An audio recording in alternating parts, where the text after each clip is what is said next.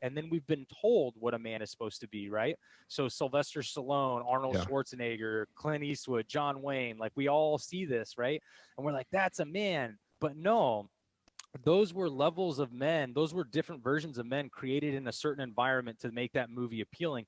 Those in no way were a standard that were supposed to be set for us in real life, because it's impossible to meet. So what happens is a lot of us men, when we're preconditioned from those years of, we're basically in theta from 2 to 8, right? We're in that theta brainwave where we're just completely malleable. A lot of what's imprinted on us as men starts then.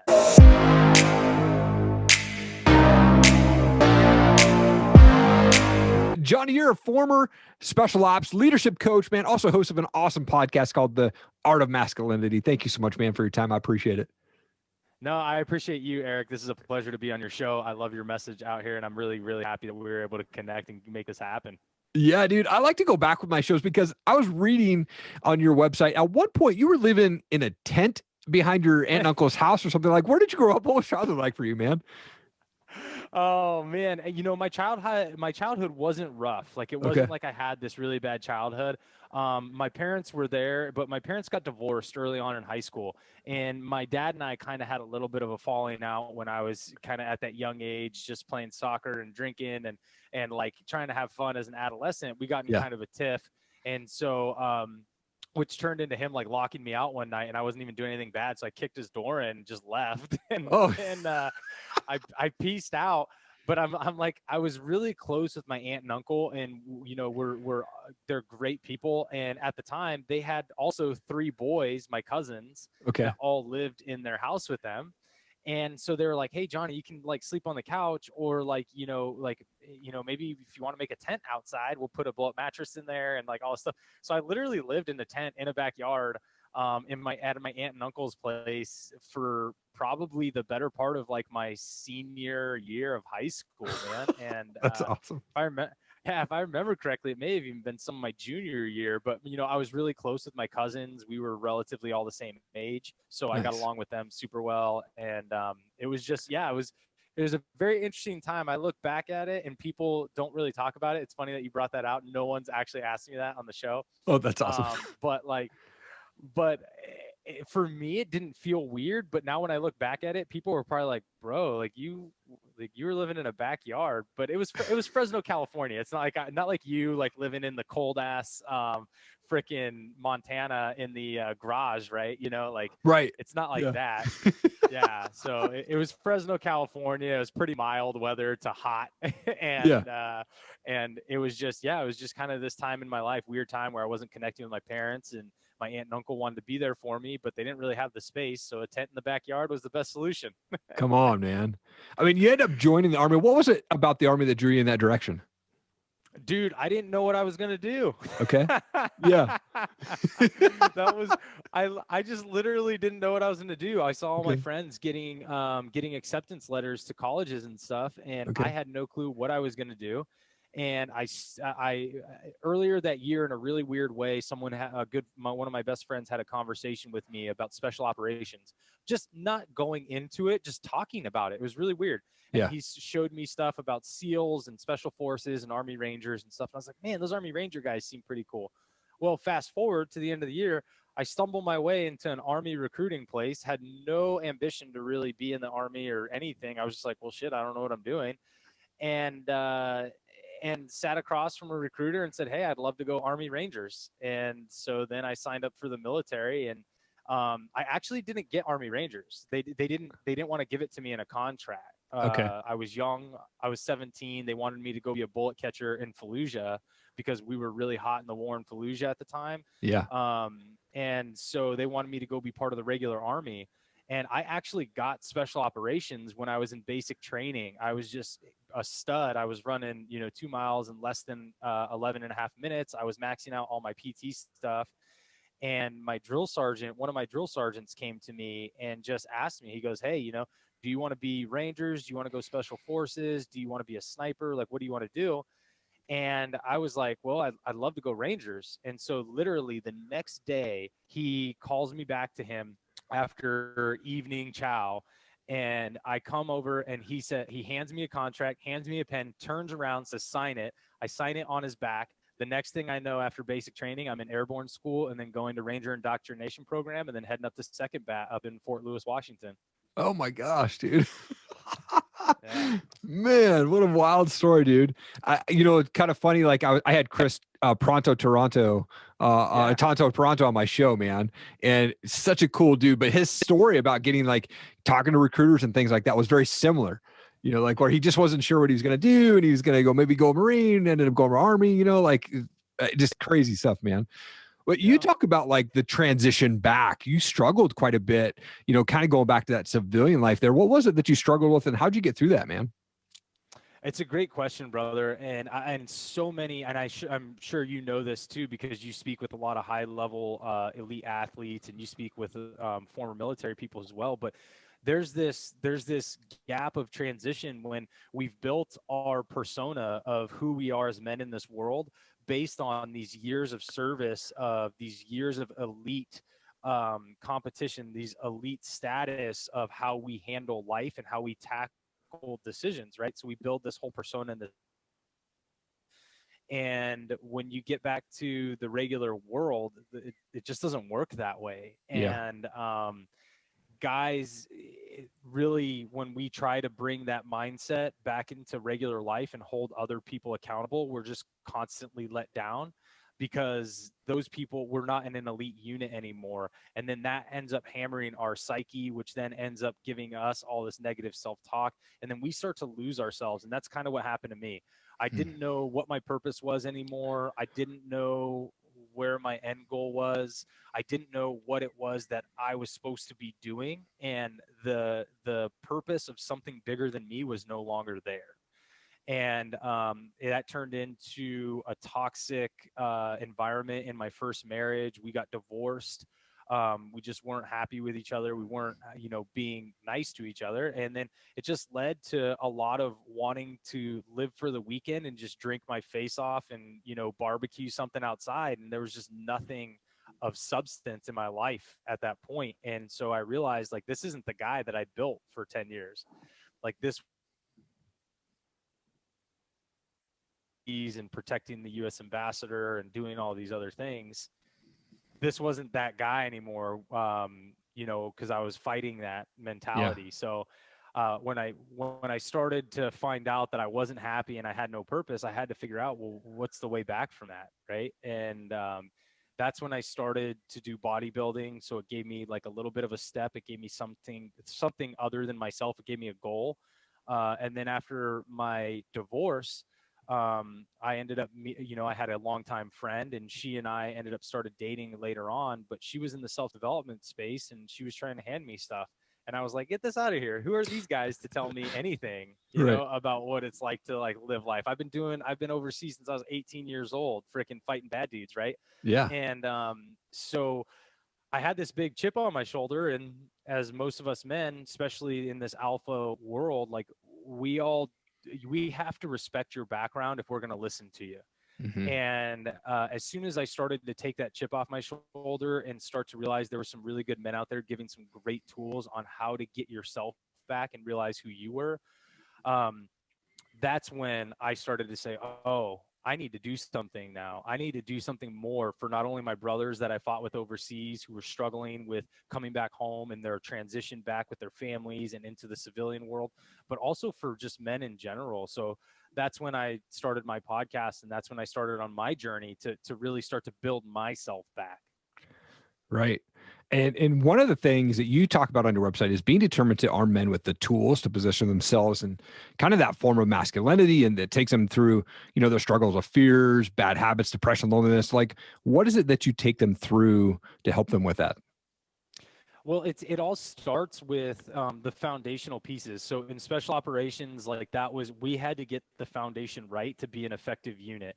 So what I did was essentially, when we talk about how elite units are elite, it's because when everything else hits the fan, when all the cortisol is pumping and all the adrenaline's pumping in our systems, we go to the lowest level of our training. But in elite forces, you are trained so high, the lowest level is really, really high. And so I felt like for men, that's where we need to be.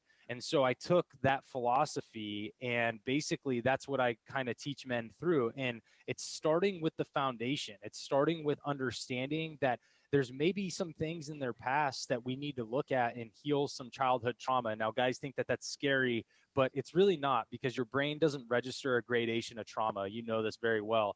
It just sees trauma in general. So whatever your life went through, there could be things that are holding you back that you don't even know, because when you were a child, it just affected you. So it's turning around and taking a look at that first to figure out what are some memories that may be holding you back, right? Subconsciously.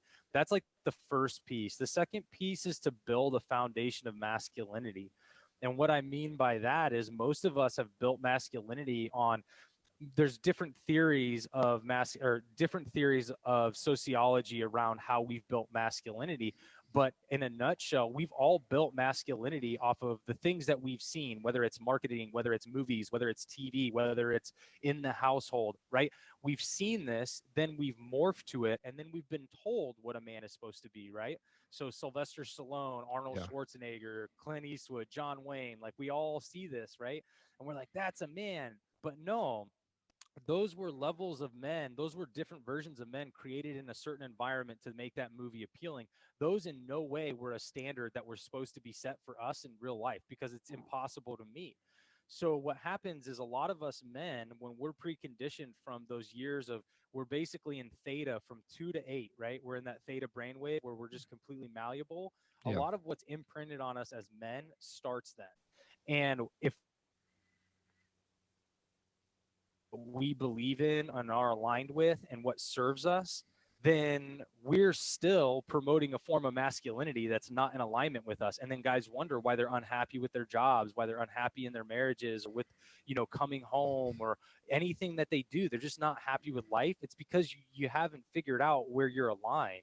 And so for me, that's where we start. That's how we start to bring them through that, is to help them define the man that they want to be, but define it through their eyes. Yeah.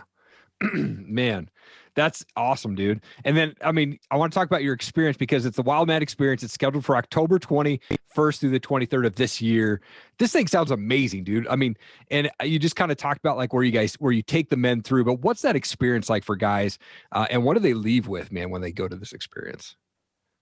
Oh, it's such a passion of mine, because it's so much fun to be there with the men that show up. But on the same token, the growth, the life changing that goes on with these guys is crazy for me, and it's beautiful. I just love to see when these guys are like, holy crap, like this is literally going to change how I go home and see the world and how I interact with people. Like that to me is special. So what we do there is we just kind of, I took two pieces of my life that I really love, and I bonded them together with special operations and then helping men develop, right? And so, in my own journey of development. And what we do is we create an entire VIP, all-inclusive environment where guys show up, they're completely taken care of, but we get them out to a 110,000 acre ranch that we're partnered with. We get them in a very fun, masculine environment, but we have deep conversations all through the way. We have an executive chef out there. All the guys get their own rooms. We get them out on the range. We have them shoot behind sniper rifles out to like 1,000 yards, which, most guys haven't even shot over, maybe even like 200, maybe 100 yards, right? Yeah. So we get them behind sniper rifles for a day and have a lot of fun with that. We get them with ARs and teach them a little bit of CQB, what we used to do overseas when we were hunting terrorists. And then we actually throw guys in a moving vehicle, have them shooting targets out of a moving vehicle. We have them shooting targets out of a moving obviously a flying helicopter. And throughout all of it, we're sprinkling in a lot of different like tactics and techniques that we've done. We do some fun moving and shooting drills.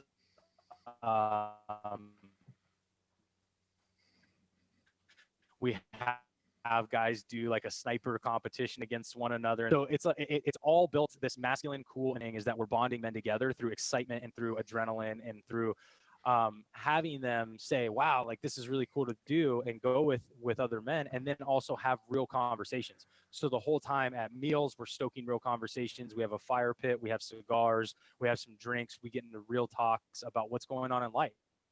What are guys struggling with? What are they grateful for? How's family? What are some of the things that we can help you with? And a lot of it, what guys are taking from it and where they're really growing are those conversations, because they get to hear guys open up and they get to see what it's like to have that healthy masculine environment where it's okay to talk to one another about real things. Yeah. And then they take home, we ask them, what they want to be held accountable for. And actually, it's really funny. I have a call this evening for the accountability for the last group of men that went through, but we do an accountability call 6 weeks after the event. But we ask guys what they're going to be accountable for. And then we partner them up with buddies and say, hey man, like you guys are going to check in once a week. And then also you guys are going to continue to just take this out of here. So we really promote the building the strong tribe of men and growing together through the entire event. So it's just a bonding event between having fun, but then having real tribe of men around you. Man, that sounds so amazing. What is that common theme that you see most of the guys struggle with when they get to the experience? Dude, crazy. They don't know what they like anymore. That is the common theme. Men come to me and don't actually know what they like to do for themselves anymore. They've lost themselves in life. A lot of men have lost themselves as being martyrs, and they forgot what it was like to give back to them.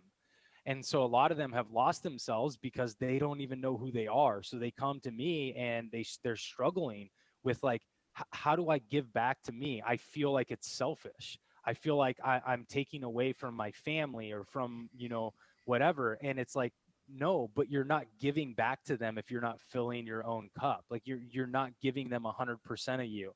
And so a lot of these guys struggle with that. And then a lot of guys are just struggling with little things in their marriages and relationships, but they don't realize, and this is something that comes out too, they don't realize that they're not alone. Like they don't realize, oh, wow, Erik's going through this too. Holy crap. Like, we can talk about this. It's okay. I'm not alone anymore. And so guys take a lot of that out of there and say, wow, like I, number one, get to know who I am so I can take that back to my family now. I, number one, can start to feel this feeling of excitement that I'm feeling at this event. That's what they take from it. And they remember that feeling. And then they take that home and they know, like, okay, I need to find something that helps me to get those emotions up so I can give more back to my family. And so that's where a lot of guys come in. Absolutely. Wow. And now, outside of that experience, what are you most excited about for 2021, man? Dude, I am so excited really just about the podcast and the amazing connections I've already made with like yourself and a lot of other men in the community. I'm truly excited just about the podcast in 2021 because it's a lot of fun for me to just continually open this conversation, these types of conversations for men to have, to give them the permission to have vulnerability, to give them the permission to say, hey man, like you can have these real conversations with other guys and it's okay. It doesn't mean that you're less of a man than anybody else. So truly, the podcast is a huge passion of mine. I'm super excited for 2021 and all the great guests that, I'll bring on and all the people I get to meet, man. Oh yeah, dude. I did podcasting like selfishly just because I wanted to have awesome conversation with dudes like yourself. And I'm like, man, this is so good. I have to share it out with the world, man.